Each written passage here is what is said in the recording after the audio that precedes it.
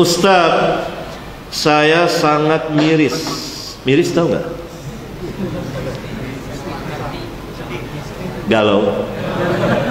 Galau, risau, sedih dengan fenomena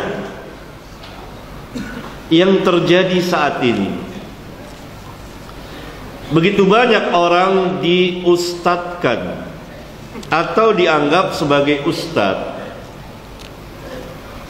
padahal bukan. Tidak pandai berbahasa Arab, dan sebagian tidak bisa sama sekali. Bagaimana hal ini bisa terjadi tanpa diketahui, dan bagaimana solusinya? Gimana?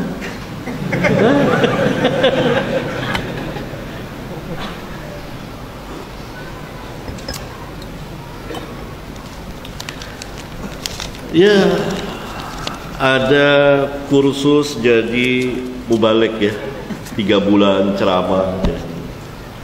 Ada orang-orang duduk di majelis gini-gini lalu menghafal 1, 2, baca kitab, jadi terkenal jadi ustaz. Kenapa? Bagaimana hal ini bisa terjadi tanpa diketahui? Ya jelas, karena yang mereka bicarakan pertama ceramah.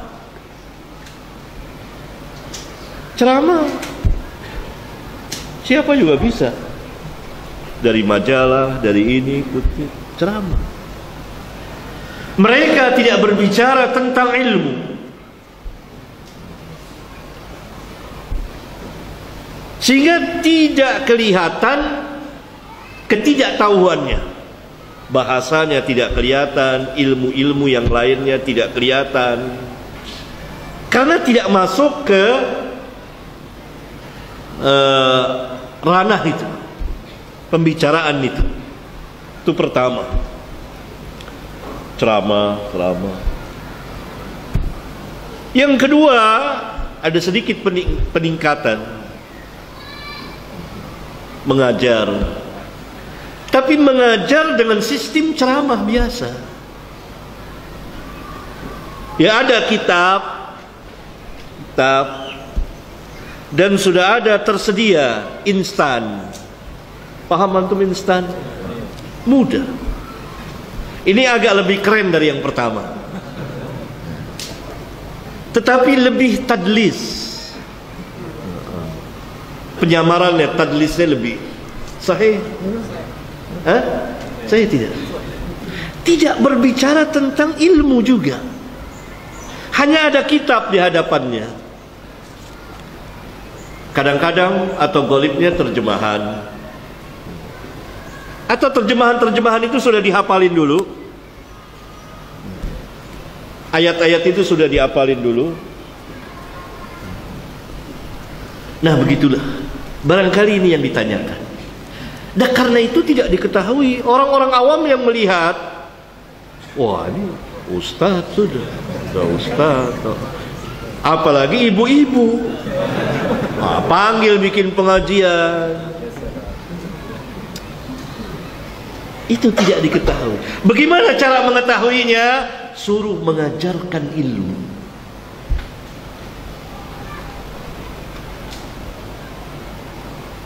Kalau seseorang dia tidak pandai tajwid, ilmu tajwid lah ya, tajwid. Kemudian dia berlagak jadi pengajarnya. Kira-kira berapa lama dia mempertahankan kebohongannya? Lama atau sebentar? Pintar kan? Jelas tidak diketahui. Kenapa jelas? Karena yang dibicarakan jelas. Paham antum? Ini sebab-sebab begitu banyak ustadz. Para sahabat saja yang 100.000 lebih, itu orangnya yang fatwa yang ini hanya 130-an orang. 130-an. Dari 130-an itu yang sering berfatwa mungkin hanya 7, 6 kurang lebih gitu. Tidak sampai lengkap. Sama yang ahli. Karena Islam ini ilmu. Coba orang-orang itu suruh ngajar, baru ketahuan itulah ilmu dalam Islam. Tapi kalau ceramah atau tadi yang model kelompok kedua lebih keren lagi, ada kitab, apalagi kitabnya atas nama Ahlus Sunnah, tetap salah, duduk, tapi dia tidak punya ilmu, atau dengar dari ceramah yang lain atau apa, itu tidak akan diketahui. Orang awam akan anggap ini ustaz.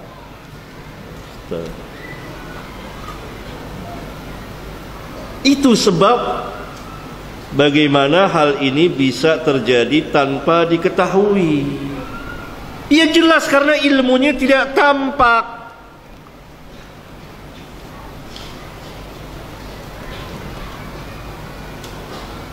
Tidak ada ilmu mengajar apa.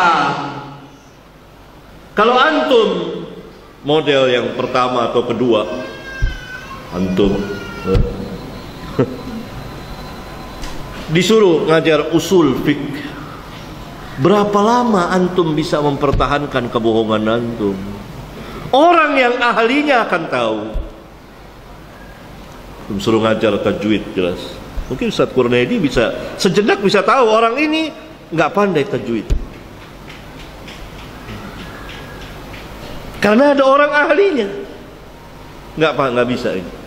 Berapa lama dia bisa mempertahankan kebohongannya? Itulah ilmu dalam Islam.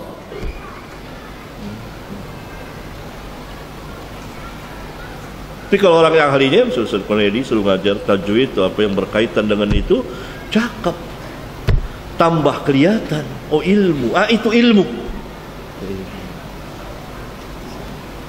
Itu ilmu. Tapi kalau boleh ceramah, khutbah, atau tadi yang kedua lebih keren lagi, pakai ya sekedar ada di depannya kitab, gitu. Apalagi sudah ada syakel, itu tidak tambah nggak kelihatan itu. Ini ustaz. Mulai lihat masuk di apa namanya nih? YouTube, ya kan? Masuk di YouTube.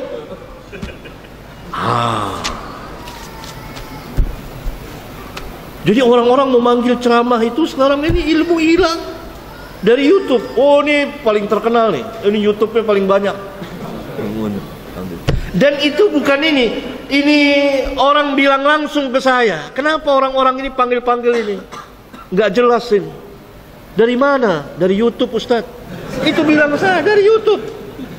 Dari YouTube, bukan dari ahli ilmu.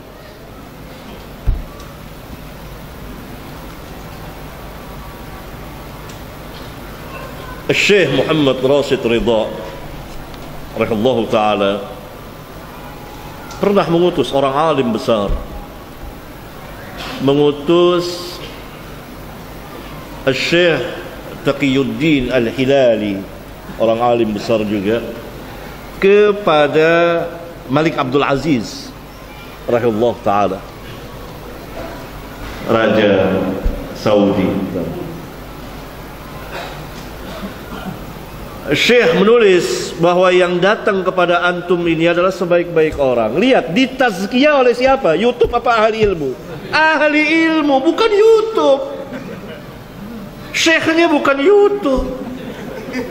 Rashid Ridha mentazkiyah Taqiyuddin Al-Hilali agar diterima oleh Malik Abdul Aziz. Ini sebaik-baik orang yang datang kepada antum. Sekarang lihat YouTube, ceramah direkam.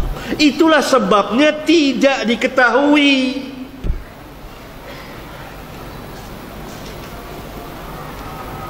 Azan. Yo Allah. Ya. Ini saya belum jawab lagi yang lain. Jadi pengajaran ilmu harus ilmu. Bagaimana solusinya? mereka harus berhenti. Gak boleh jadi ustaz. Dan antum gak boleh mengustadkan mereka. Gak boleh, haram. Dakwah ini harus dengan ilmu. Ibu-ibu gak boleh manggil lagi. Ibu-ibu gak tahu dia. Apa dia mereka lihat YouTube juga? Enggak. YouTube semuanya, semua YouTube. Enggak boleh. Apalagi kalau berkaitan dengan dakwah salafiyah. Enggak boleh. Itulah sebabnya tidak diketahui tadi itu kurang lebih ya. Karena tidak ada yang dibicarakan ilmu, tidak ada. Bukan ilmu yang dibicarakan. Karena itu perlu belajar. Belajar. Tidak berarti tidak boleh mengajak orang mendakwakan orang. Boleh. Boleh. Mengajak. Tapi jangan mendudukkan diri dan jangan didudukkan dianya. Paham antum? Ilmu. Dan ini cacat noda bagi manhaj ini kalau terus menerus seperti itu, kalau mengkaitkan dengan sunnah berbahaya. Harus kita didik para pelajar yang memang mengerti, tahu tentang ilmu dan berilmu. Karena kebesaran Islam itu, di antara tegaknya Islam itu dengan ilmu. Dan karena itu Nabi SAW membedakan antara orang yang alim dengan khutbah. Beda. Tidak bisa saya lanjutkan karena azan. Barangkali pada pertemuan yang akan datang